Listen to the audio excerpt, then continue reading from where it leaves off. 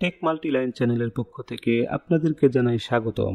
আজকের এই ভিডিওতে আমি কথা বলবো কিভাবে দাভিন্সি রিজলভ সফটওয়্যারের মাধ্যমে একটি ভিডিও এর অপ্রয়োজনীয় অংশ কেটে ফেলা যায়।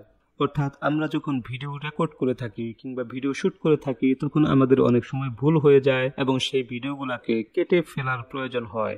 সো আজকে আমি এটাই দেখাবো কিভাবে ভিডিও কেটে ফেলা যায় দাভিন্সি রিজলভ সফটওয়্যারে। ভিডিও কেটে ফেলার অনেক পদ্ধতি রয়েছে, তার মধ্যে বেসিক পদ্ধতি আমি আপনাদেরকে দেখাবো। দাভিন্সি রিজলভ সফটওয়্যারে ভিডিও কেটে ফেলার জন্য রয়েছে ব্লেড টুলস। তো উপরের দিকে আমরা লক্ষ্য করলে এখানে আমরা দেখতে পারবো একটি ব্লেড আইকন রয়েছে।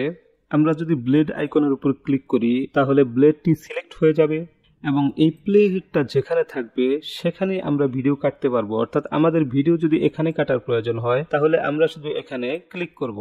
আমাদের ভিডিও কিন্তু অলরেডি কেটে আলাদা হয়ে গিয়েছে, আমরা কিন্তু ভিডিও কেটে ফেলেছি।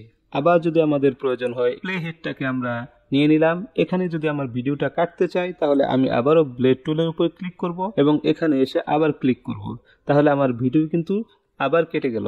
যতবার এই ব্লেড টুল সিলেক্ট অবস্থায় থাকবে ততবারই কিন্তু আমি যে কোনো জায়গায় নিয়ে আমার ভিডিও কাটতে পারবো। শুধু এখানে ক্লিক করব, অর্থাৎ প্লে হেডটা যেখানে থাকবে সেখানে ক্লিক করব, আমাদের ভিডিও কিন্তু কেটে আলাদা হয়ে যাবে। তো এইভাবেই মূলত ভিডিও কাটা যায়। আপনারা চাইলে এইভাবে আপনাদের ভিডিও কেটে নিতে পারেন। সো এই ছিল ভিডিও। যদি ভিডিওটি ভালো লাগে অবশ্যই চ্যানেলটি সাবস্ক্রাইব করে রাখবেন এবং লাইক, কমেন্ট এবং শেয়ার করতে ভুলবেন না।